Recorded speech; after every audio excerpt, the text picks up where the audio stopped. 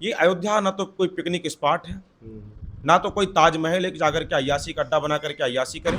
सरकार को भी विचार ये करना चाहिए। सरकार में अयोध्या में सरकारों ने कुछ ऐसे निर्माण करवा दिए जहां पर व्यक्ति केवल घूमने आ रहे हैं। लगता है कि रामचरितमानस के सामने जो ये घटना हुई, जो ये दंड उनको दिया गया, ये दंड उस हिसाब से थोड़ा छोटा है, अच्छा। थोड़ा सा छोटा है। ये दंड थोड़ा और बड़ा होना चाहिए था। ये दंड नाक और कान तक जाना चाहिए था। अयोध्या में प्रवाहित हो रहे जल तटों को संगमित करना है, उसको स्विमिंग पूल नहीं बनाना है। रामपेड़ी, नया घाट, राम घाट, अयोध्या में ऐसे बहुत सारे स्थान बनाए गए जहां पर नित्य कुकर्म जय चल सिया रहे राम। हैं। कल धर्मनगरी अयोध्या में एक वीडियो बहुत तेजी से वायरल हुआ।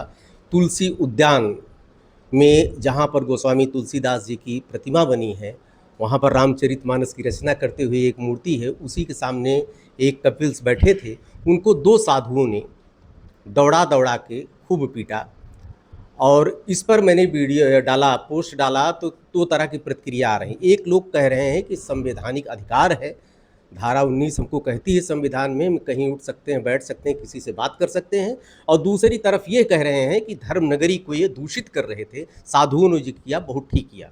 तो हम ऐसे व्यक्तित्व से बात करेंगे क्योंकि आज के समय में अध्यात्म एक ऐसा है कि सारी चीज़ें उसमें समाहित हैं। इस विषय पर चर्चा आध्यात्मिक व्यक्तित्व इंद्रेश जी महाराज, कामाख्या धाम। महाराज जी जय सिया राम। हमारे इंट्रो में ही बात समझ गए होंगे, जय माता, आपके क्या विचार? जय माता दी, जय माँ कामाख्या देवी। देखिए, जहाँ पर ये घटना हुई है तुलसी उद्यान में, और ख़ास करके वहाँ पर एक ऐसी प्रतिमा जहाँ पर बाबा गोस्वामी जी रामचरितमानस की रचना करते हुए एक दिव्य प्रतिमा में दिखाई पड़ रहे हैं। और रामचरितमानस वो पुस्तक जिसके लिए कहा गया सुनत श्रवण पाइए विश्रामा, सुनने के बाद, पढ़ने के बाद, दर्शन करने के बाद विश्राम की प्राप्ति होती है। तो उसी मानस में बाबा गोस्वामी जी ने बड़ी सुंदर एक बात लिखी है। जब कोई निरंकुश हुआ तो उसके नाक और कान काट लिए गए, मारने की बात तो दूर रही।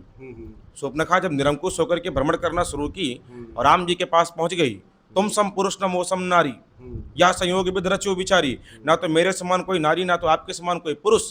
तो जैसे वो निरंकुश हुई, जैसे उसने अपनी मर्यादा को तार तार किया, जैसे अपने घर की चौखट को भूलने का प्रयास किया, बताइए लक्ष्मण जी ने नाक और कान दोनों काट लिए, नाक और कान दोनों काटे गए। तो हमें तो ऐसा लगता है कि रामचरितमानस के सामने जो ये घटना हुई, जो ये दंड उनको दिया गया, ये दंड उस हिसाब से थोड़ा छोटा है। अच्छा। थोड़ा सा छोटा है। ये दंड थोड़ा और बड़ा होना चाहिए था। ये दंड नाक और कान तक जाना चाहिए था। अरे दूसरी बात, जो संतों ने पीटा, साधुओं ने पीटा, एक तरफ अच्छा भी किया है, लेकिन दूसरी तरफ थोड़ा सा सरकार को भी इस पर ध्यान देने की आवश्यकता है। ये अयोध्या ना तो कोई पिकनिक स्पॉट है, ना तो कोई ताजमहल है कि जाकर के अय्यासी का अड्डा बना करके अय्यासी करें। सरकार को भी विचार ये करना चाहिए। सरकार में अयोध्या में सरकारों ने कुछ ऐसे निर्माण करवा दिए जहां पर व्यक्ति केवल घूमने आ रहे हैं, बिल्कुल बिल्कुल घूमने आ रहे हैं, मौलिकता भंग हुई। जहां केवल घूमने आ रहे हैं। अयोध्या की नदियों को संगमित करना है, अयोध्या में प्रवाहित हो रहे जल तटों को संगमित करना है, उसको स्विमिंग पूल नहीं बनाना है। सरकार ने स्विमिंग पूल बना करके तैयार कर दिया। अरे भाई, अयोध्या में स्विमिंग का क्या काम है? अयोध्या में स्विमिंग का काम क्या है? बंधव अवधपुरी दिश प्राची, अयोध्या को पूरब दिशा समझ करके बाबा गोस्वामी जी प्रणाम कर रहे हैं। उत्तर दिशा सरयू पावन कलकल प्रवाहित हो रही माता सरयू में जाकर के अपने आप को आत्मसाती बना रहे हैं।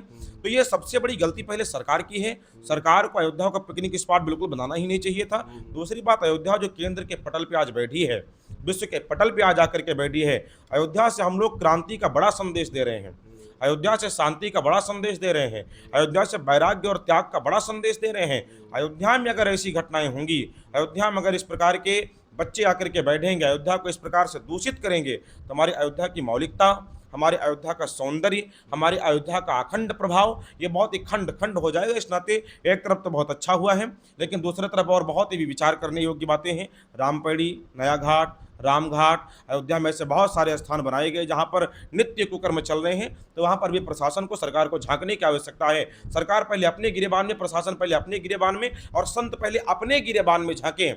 अपने गिरेबान में झांक करके उनके ऊपर प्रभाव उनको करना चाहिए था। ये थोड़ा सा अच्छा भी हुआ और थोड़ा सा बहुत गलत भी हुआ।